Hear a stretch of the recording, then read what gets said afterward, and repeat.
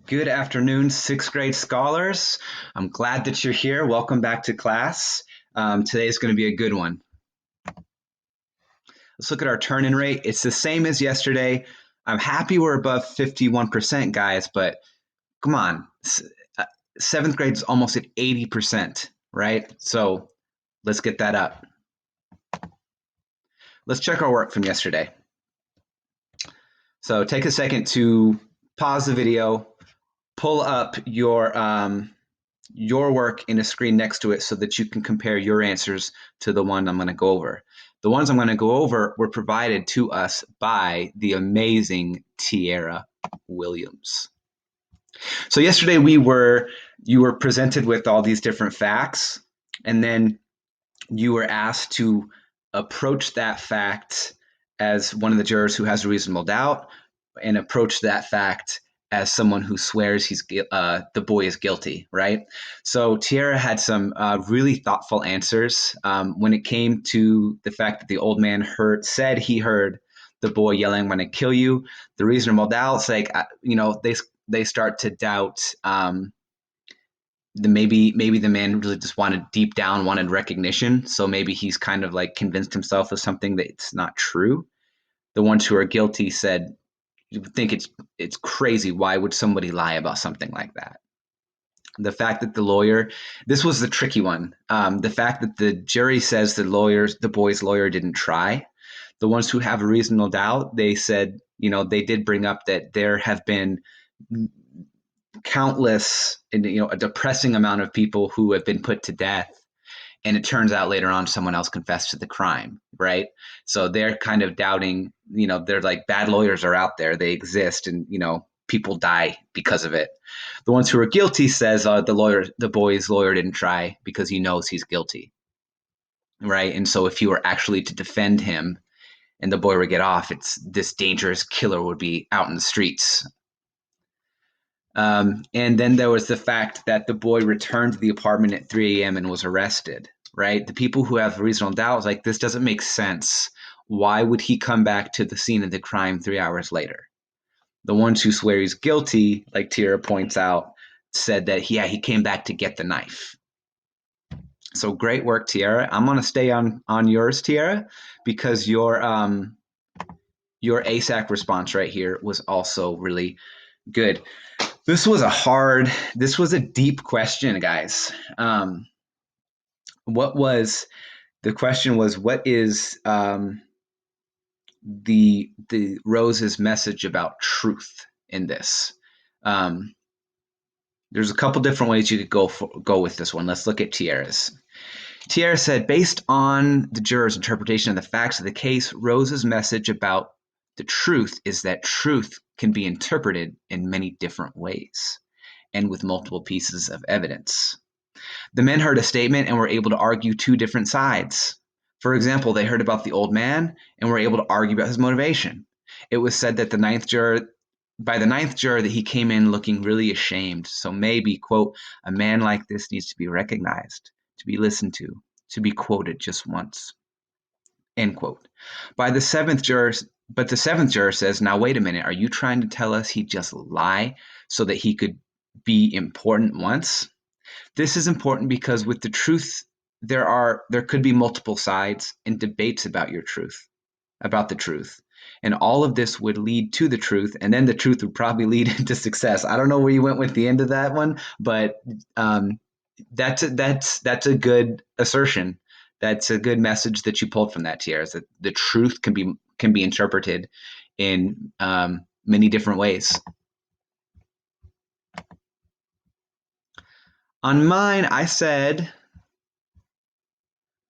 that Rose's message is that the truth isn't always obvious. It requires effort and reflection to find it. Initially, it seemed obvious that the boy killed his father. There was so much circumstantial evidence that seemed convincing. That's why 11 of the 12 jurors were ready to vote that he was guilty. Only one juror took the effort to probe the facts for holes. This frustrated the third juror. Quote, why don't you pay attention to the facts? The third juror is lazy, maybe even sadistic. Sadistic, guys, means someone who likes to see other people hurting or in pain. He doesn't want to take the time to think deeply about the possibilities. He doesn't want to be true. He and the other jurors want to accept what seems obvious and not take the time and effort to question things. So that was my message, is that the truth isn't always obvious.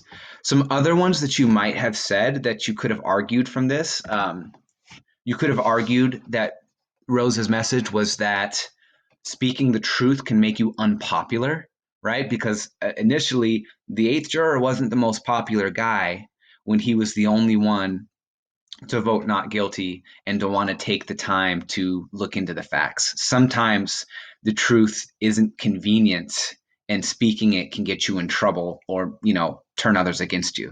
You could have also argued that, and this is kind of similar to Thierry's, our personalities or our biases that we have shape what we believe to be true, right? So our opinions can affect what we believe is fact. One thing I wanted to talk about, and I've been talking with Mr. Calabrese, Miss Jenny about this, is the idea of using evidence scholars. I found, and maybe you did too, when I wrote this ASAC response, it was a big question about the whole play, and I decided to use a quote because we often push you to use quotes, but it was hard for me in this prompt to find an exact quote. If you ever struggle with when you know what you want to say and it's hard to find an exact quote that matches with what you want to say, it's okay to just summarize the facts that get to the point that you're trying to make. Okay? I found in this case, when I felt forced to use a quote, it made it trickier for me to say what I wanted to say. So when you are pushed to use evidence scholars, I'm going to start leaving it up to you to decide if it's best to just summarize the facts that you want to talk about, and when is it best to use a direct line, a direct quote that really gets really specific and shows what you're trying to show. Okay, when you are writing about what happened in a story, that's evidence, right? As long as you're talking about what's happening on the page, right? If you say something and I can prove it because, it says it right there, that's evidence, right? You can touch it. You can point to where you're talking about. When you do your analysis, you're departing from the story a little bit because you're using your own thinking and your own explanations. I can't touch your own thinking here for your analysis. I can't find it anywhere in the book because it comes from your head. That's analysis. Okay. So as we move forward and you see these different prompts, if you find that summarizing some facts works best, do it. That's still providing evidence. If you find that a certain prompt is really good to use one specific line, do it. Use a quote, right? There's different ways to use evidence. As long as you're talking about what the book says, that's evidence. Okay. All right. Let's look at today's lesson.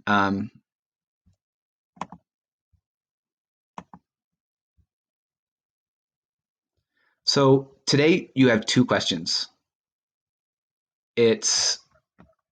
And so they're both worth 4 points. My first question is, which jurors begin losing their tempers in this section and why? Okay, so figure out who's kind of getting angry and explain why. What's behind that? Your focus question, actually, I want to stop using that term focus. Your key prompt, because I don't want you to mix up my focus for the day with the focus question. Your key prompt is this. There's a quote, on page 51 where we're stopping reading today, it stops on this quote right here. The third juror says, "He's an old man, you saw him. Half the time he was confused. How could he be positive about anything?" You need to explain and what is ironic about this statement and why would Rose include it. What is ironic about this statement? You might not know what that term means, so let's dive into it. This is a really important term for um, for literature, even like movies and cinema. Irony is a big, big, big aspect of a lot of the movies and the books that we read. So, what is it? Irony is a statement or a state of affairs or an event that seems deliberately contrary to what one would expect and is often amusing as a result. So it's irony is when the opposite of what you would expect happens. And a lot of times it can be funny, right? Here's some examples of irony. A fire station burning down, right?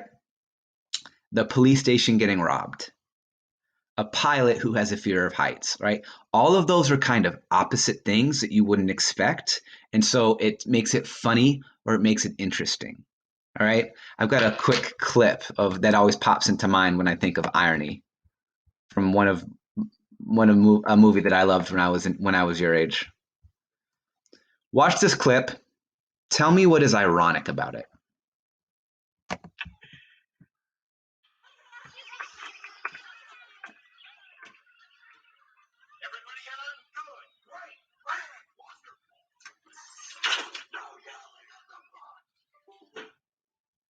What was ironic? Everybody on? What's ironic about this scene? I'll play it one more time. Good, great, grand, wonderful. No yelling. All right, do you have it? What's ironic about that scene? Yeah, it's ironic because he's yelling at them to not yell, right? It's like on opposites. It's funny, okay?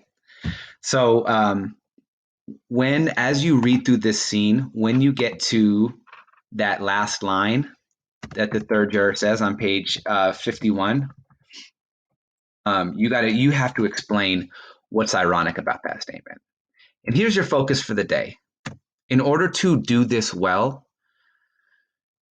you need to define anytime you're given a key term like irony or what's ironic, you need to define that key term in your context before you go on to explain it. Okay, so you're going to write this in your focus of the day box. Remember, that's the box right up here, the focus of the day.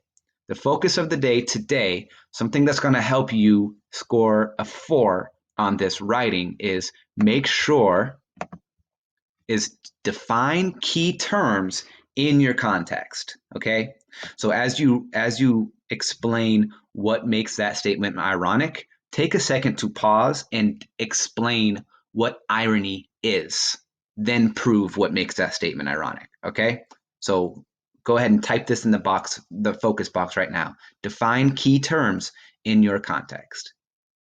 All right, I want to show you one other tool I think that a lot of you might find really engaging. I found a good link to an audiobook production of this play. And if you want to listen to it while you have the book pulled up, it might just make it a little bit more, bring it to life a little bit more for you. But make sure if you're going to use the audiobook, scholars, have the book open, okay? Have the book open and be looking at the same words, because even if you're listening to it while you're looking at it, you're still going to be getting reading practice and fluency practice. So it's still going to be making you a better reader. So if you're going to use the audiobook, have the book pulled up as well, okay? We are starting today on